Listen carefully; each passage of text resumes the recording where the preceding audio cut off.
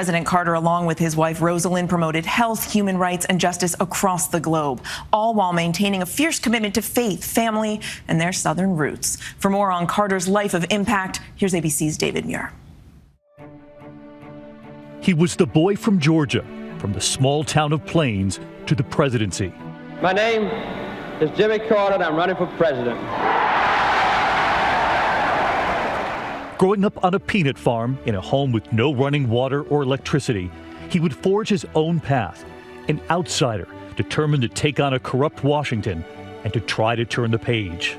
I say to you quite frankly that the time for racial discrimination is over.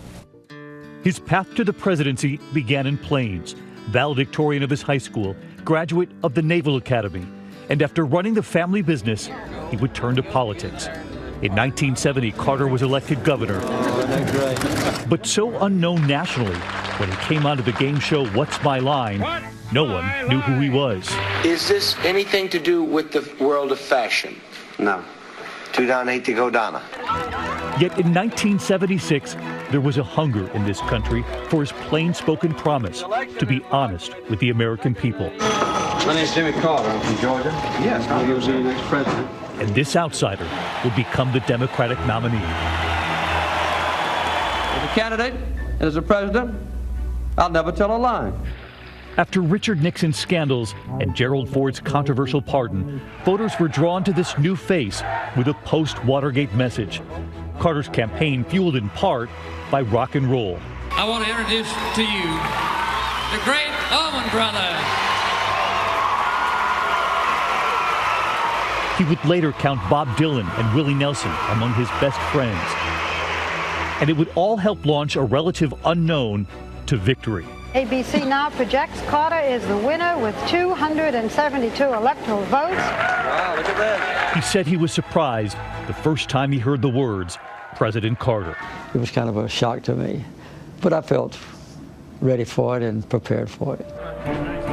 And determined to avoid formality, James Earl Carter Jr. would take the oath of office as Jimmy. I, Jimmy Carter, do solemnly swear that I will faithfully execute that I will faithfully execute the office of President of the United States. The office of President of the United States. His wife Rosalynn at his side.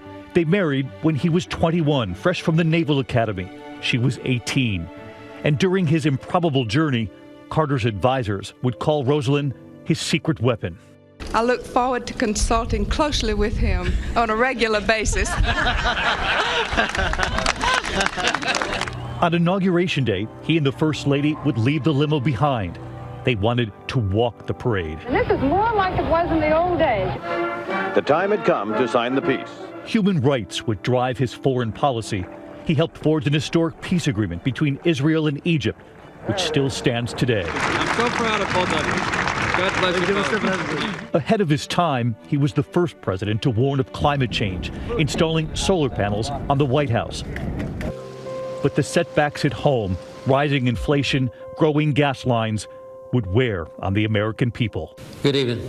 Issues he tried to address in what was later dubbed his malaise speech, though he never used that word.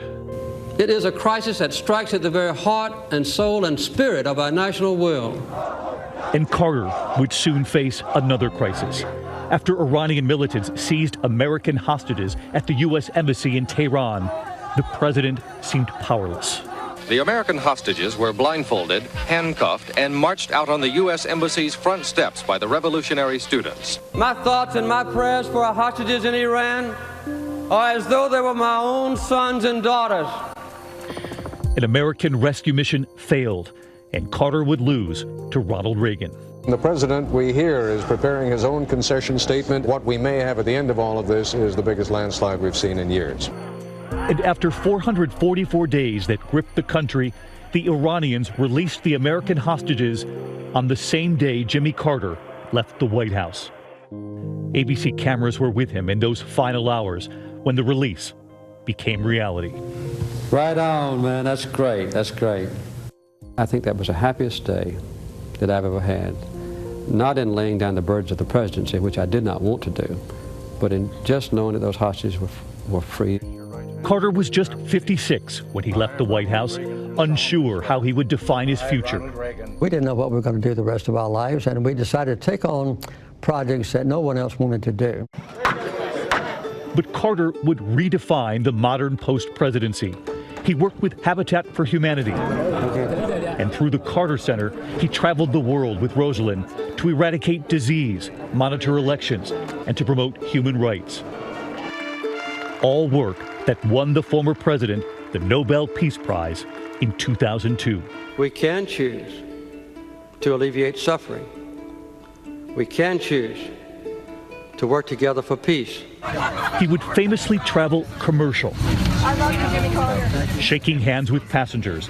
But no matter how far he traveled, his home was always his farm in Tiny Plains, Georgia. In August of 2015, he revealed skin cancer, melanoma, had spread to his brain. I've had a wonderful life. I've had thousands of friends, and I've had an exciting and adventurous and gratifying existence. But now I feel, that it's in the hands of God, whom I worship, and I'll be prepared for anything that comes.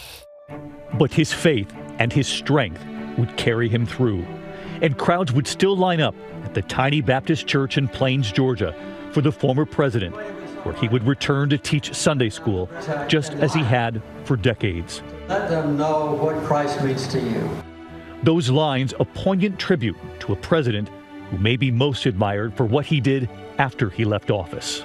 It's been the best part of my life since I left the White House, but I really have been both gratified and honored and pleased and excited to be the president of a great country. The Carters had recently marked 77 years of marriage, and in recent days after the former president lost the former First Lady Rosalynn Carter, he was determined at 99 and in hospice to be there to honor his wife. He went to the church in a new suit that had been made for him, wearing a blanket over his lap with the image of his late wife. The two of them were always a team, a shared purpose, a shared kiss. Jimmy Carter often said marrying Rosalynn was the pinnacle of his life, more than any presidency. Staying with me all this long has been the most wonderful thing in my life. He's pretty wonderful in my life, too. And a wonderful example for us all. Our thanks to David.